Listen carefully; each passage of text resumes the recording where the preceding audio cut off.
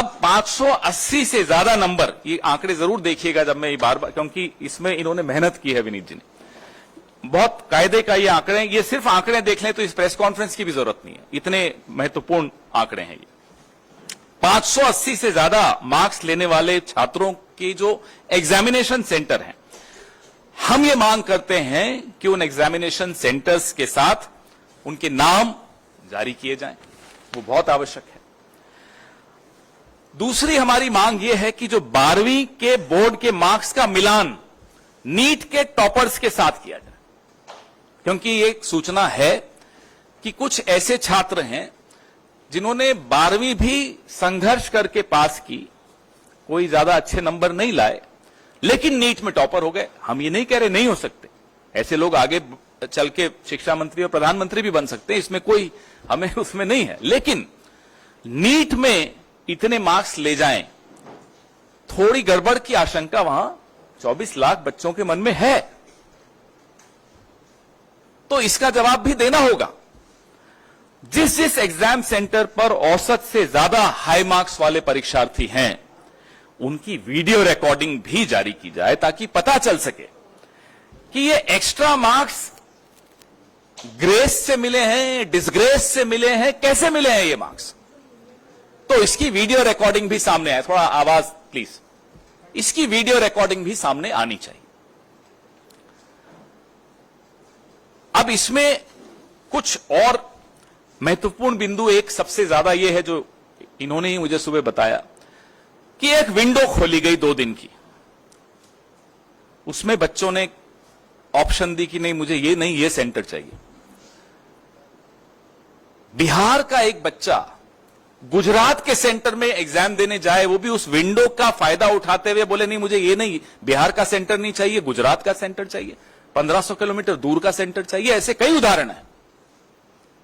हम ये भी मांग करते हैं कि उन तमाम बच्चों की सूची भी सार्वजनिक की जाए जिन्होंने इस विंडो का लाभ उठाते हुए अपने सेंटर्स बदले, और ऐसे बच्चों की भी सूची सामने लाई जाए जो हैं राजस्थान के और जा रहे हैं केरला, उदाहरण दे रहा हूं, एग्जाम देने इतना दूर जा रहे हैं, ना उनके कोचिंग सेंटर के पास है वो सेंटर एग्जाम का, न उनका जहां वो रहते हैं वहां के पास है, तो इतना दूर जाने की क्या आवश्यकता पड़ी।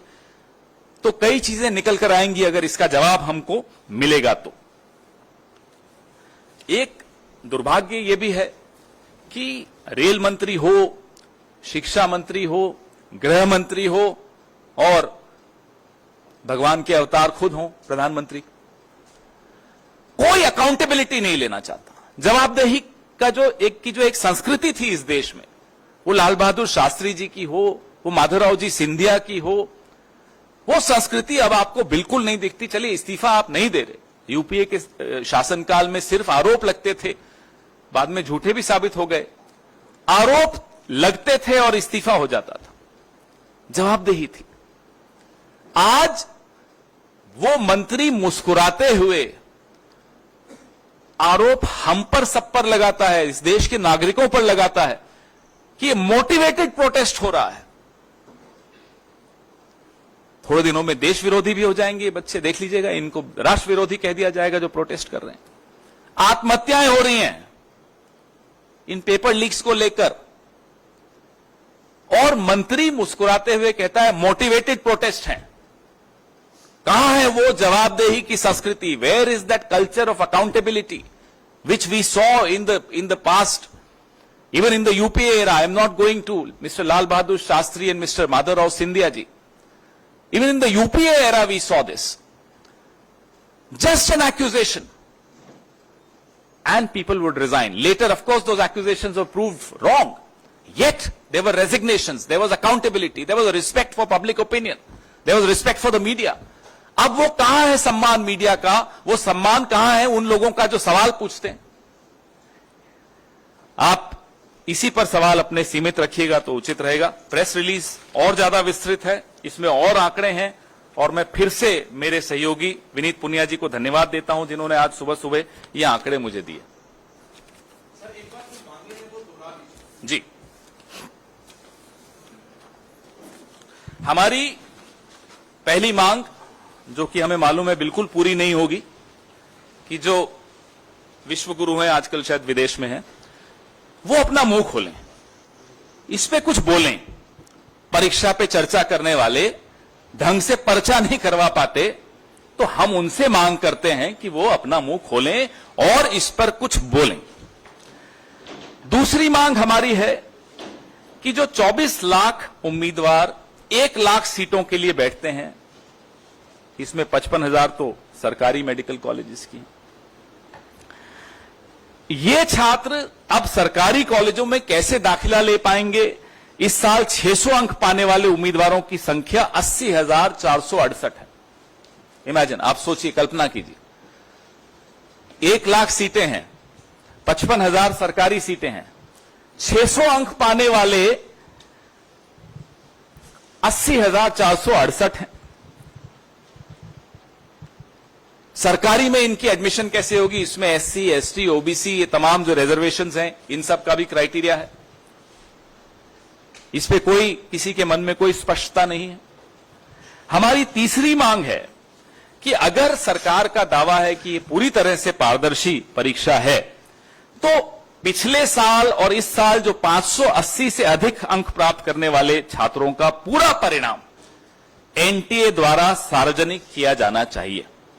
580 से अधिक अंक प्राप्त करने वाले छात्रों के सेंटर्स क्या थे, एग्जामिनेशन सेंटर्स, वो भी सार्वजनिक करने चाहिए, ताकि पता चले कि वो छात्र अपने गृह स्थान से या अपने कोचिंग सेंटर के स्थान से कितना दूर जाकर एग्जाम दिया, और फिर कारण भी हमें जांच करने चाहिए कि क्यों इतना दूर गया। कुछ ऐसे छात्र हैं जो 1500 किलोमीटर दूर जाकर एग्जाम दे रहे हैं, क्यों दे रहे हैं? सेंटर आपके पास में ही है, तो भी आप उस सेंटर पे नहीं गए। हमारी चौथी मांग है कि जो बोर्ड के एग्जाम्स हैं, 12वीं के एग्जाम्स विशेष तौर पे, उससे नीट के जो एग्जाम्स में जो अंक बच्चों को मिले हैं, उसका मिलान किया जाए। जो टॉपर्स हैं, तथाकथित टॉपर्स जो हैं, उनके अंकों का मिलान बोर्ड के एग्जाम के रिजल्ट से किया जाए। क्योंकि ऐसी रिपोर्ट्स आई हैं कि बोर्ड एग्जाम में बड़ा संघर्ष करके वो पास हो पाए, नीट में टॉप कर गए। हमें आपत्ति नहीं है, कर सकते हैं, मेहनत की होगी, ये भी मान लेते हैं एक बार, लेकिन 67 लोग 720 में से 720 लाते हैं, तो सवाल उठते हैं। कुछ सेंटर्स ऐसे हैं जिसमें सबसे ज्यादा ऐसे उदाहरण मिलेंगे आपको। अब गोधरा का मैंने आपको एक एग्जाम्पल दिया, बिहार में पकड़े गए 13 लोग अभी गिरफ्तार किए गए हैं कुछ वक्त पहले। हमारी पांचवी मांग यह है कि जिन सेंटर्स, जो सेंटर्स हाई स्कोरिंग सेंटर्स हैं, उनके वीडियो भी जारी किए जाने चाहिए, ताकि इस घोटाले की पूरी पहचान हो कि जो ओएमआर है, जो भरा गया था ओएमआर, उसका प्रतिरूपण हुआ था या नहीं, ये सच्चाई भी सबके सामने आनी चाहिए। एक जो हमने मांग बार बार दोहराई है, फिर से दोहरा रहे हैं, कि जैसे इलेक्टोरल बॉन्ड्स थे, जब वो सार्वजनिक हुए तो सबको कई सवालों के जवाब मिले। अभी कुछ सवाल बाकी हैं हम सबके दिमाग में, लेकिन फिर भी काफी सवालों के जवाब मिले। फिर एक लिस्ट आई कि ईडी, सीबीआई ने कैसे रेड डाली, और वहां फिर इलेक्टोरल बॉन्ड्स के माध्यम से चंदा गया। ऐसे ही ये तमाम जो हम जानकारियां कह रहे हैं, मांग कर रहे हैं कि सार्वजनिक पटल पर रखी जाएं, ये रखनी चाहिए, ताकि लोगों के मन में 24 लाख कोई छोटा आंकड़ा नहीं होता, 24 लाख बच्चों का भविष्य इसमें जुड़ा हुआ है। देश की स्वास्थ्य व्यवस्था का भविष्य इससे जुड़ा हुआ है। अगर देश की स्वास्थ्य व्यवस्था ही स्वस्थ नहीं होगी, उसकी प्रक्रिया स्वस्थ नहीं होगी, तो हम इस देश को अच्छा स्वास्थ्य कैसे दे पाएंगे? आपके सवाल। जहां जहां एग्जाम सेंटर था, उनका लिस्ट जारी किया जाए। बिल्कुल, जो टॉपर्स हैं, खासतौर पे जो ये अंक जो विनीत जी ने इकट्ठे किए हैं, इन अंकों को देखते हुए उन तमाम सेंटर्स की जानकारी, जहां सबसे ज्यादा ऐसे उदाहरण मिलेंगे कि 720 में से 720 आ गए, और अगर आप प्रतिशत में देखेंगे तो 720 में से 720 लाने वालों की जो प्रतिशत वृद्धि हुई है पिछले सालों से, 3250% की वृद्धि हुई है। आप सोच सकते हैं। जब विनीत जी ने सुबह मुझे बताया तो मैंने कहा आप पहले भेजिए, मैं मान ही नहीं सकता ऐसा। 710 जिनको मिले हैं, 941% की वृद्धि हुई है। कभी हो सकता है? इसलिए ये सवाल। पवन जी, मेरा सवाल है कि अब सिर्फ नॉर्थ के राज्य नहीं, साउथ के राज्यों में भी इसके सवाल उठने लगे इसको लेकर, एग्जाम को लेकर। और तमिलनाडु सरकार ने तो सीधे तौर पे इस एग्जाम को रद्द करने की मांग की है, पूरे एग्जाम को रद्द करने की। क्या कांग्रेस पार्टी इससे सहमत है? देखिए, इतना अगर बड़ा प्रश्न चिन्ह लग जाए, इतना बड़ा सवालिया निशान लग जाए किसी एग्जाम की प्रक्रिया पर, तो जाहिर सी बात है मांगे उठेंगी। और सरकार को चाहिए कि इन मांगों को डिसमिस किए बगैर सब कुछ सार्वजनिक पटल पर रखा जाए। पवन सर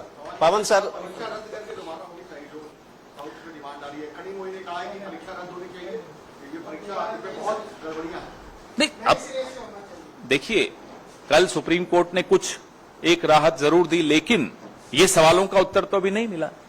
तो जाहिर सी बात है कि उन तमाम बच्चों के भविष्य को ध्यान में रखते हुए ये कदम, जो भी कदम उठाए जाएं कम है, कदम उठाने चाहिए ताकि उनको एक न्याय संवत भविष्य मिल सके।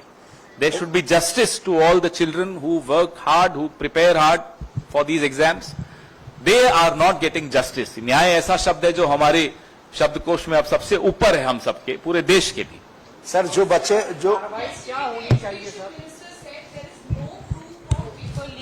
He in fact went on to say that there is a committee that has been constituted where the NTA is investigating whether there has in fact been any irregularity. Why this mad rush to give a clean chit? This government has a very strange habit of rushing and giving clean chits. If there was no leak, what are these 13 people doing behind bars in Bihar? I ask. What about the center at Godhra, where there is evidence of 26 crores being negotiated, and out of these 26 crores, 12 crores was already transacted for exams. This is in Gujarat. So that's what we are saying. Please make public all these details of the centers where these toppers are there, their 12th class results, the videography of those centers, and how many students availed of that window of 2 days and sought to change their centers. Everything will be out with all these when all these details are made public. पवन जी मेरा सवाल ये है कि शिक्षा मंत्री धर्मेंद्र प्रधान है, इसके पहले इस सरकार के पहले भी वही थे, इस बार कंटिन्यू हुए हैं। आपने जिम्मेदारी की बात की, क्या लगता है जिस तरह से शिक्षा मंत्री बार बार कह रहे हैं कि कोई पेपर लीक नहीं हुआ, कोई गड़बड़ी नहीं हुआ है, इतने छात्रों का भविष्य दांव पर लगा है, आप जिम्मेदारी की मांग कर रहे हैं, क्या शिक्षा मंत्री के इस्तीफे की मांग कर रहे हैं आपकी जिम्मेदारी लेते हुए इस्तीफा दें? हम मांग तो वो करें जो संभव ही नहीं है। ये लगता है आपको इस्तीफा देंगे? इनको, इस सरकार को, सत्तारूढ़ दल को जब तक ये यहाँ की देश की जनता और हम लोग मिलकर खदेड़ के नहीं निकलेंगे नहीं।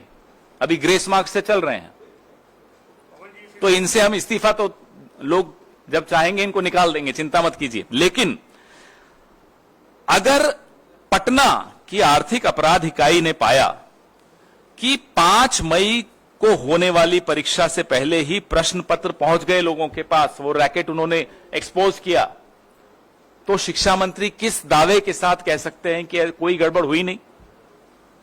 60 करोड़ तक की लेन देन की खबरें छपी थी, आप लोगों ने भी पढ़ी थी। 30 से 50 लाख रुपए लोगों से लिए गए एग्जामिनेशन पेपर के। तो ये सब बातें तो अखबारों में ही और मीडिया के ही माध्यम से आई थी। जी, एक एक कर माइक दे दो, एक एक करके। सर मेरा सवाल, माइक आ जाए फिर पूछ लीजिए। सर मेरा सवाल इस डेटा को लेकर है। किसको लेकर है? डेटा को लेकर है। आप जो दिखा रहे हैं आंकड़े, उसमें जो चेंज इन परसेंटेज दिख रहा है, इसके पीछे 2 जो लॉजिकल रीजंस अभी तक सामने आए हैं वो ये है कि पिछले सालों से इस साल का जो सिलेबस था एनसीईआरटी का नीट के लिए, वो 15 to 20% रिड्यूस किया गया, ग्रेडिंग ऑफ पेपर्स इजी की गई, और जो बच्चे थे, जो आप कह रहे हैं कि 2 दिन का विंडो मिला रजिस्ट्रेशन के लिए, क्योंकि काफी कंप्लेन्स उस वक्त आई थी बच्चों की कि रजिस्ट्रेशन नहीं हो पा रही क्योंकि वेबसाइट पे लॉक जैम था, तो उनके लिए रजिस्ट्रेशन खोली गई थी एनटीए की तरफ से। तो क्या आप ये चाह रहे हैं कि अब एनटीए जो बच्चों के जो रजिस्ट्रेशंस हैं और उनके सेंटर्स हैं उनसे क्रॉस मैचिंग करके उनके जो प्रीवियस 12th के मार्क्स हैं और वो भी नीट के मार्क्स है वो क्रॉस मैच करे? क्योंकि सर ये डेटा आना तो फिर मुश्किल ही होगा। क्यों मुश्किल होगा?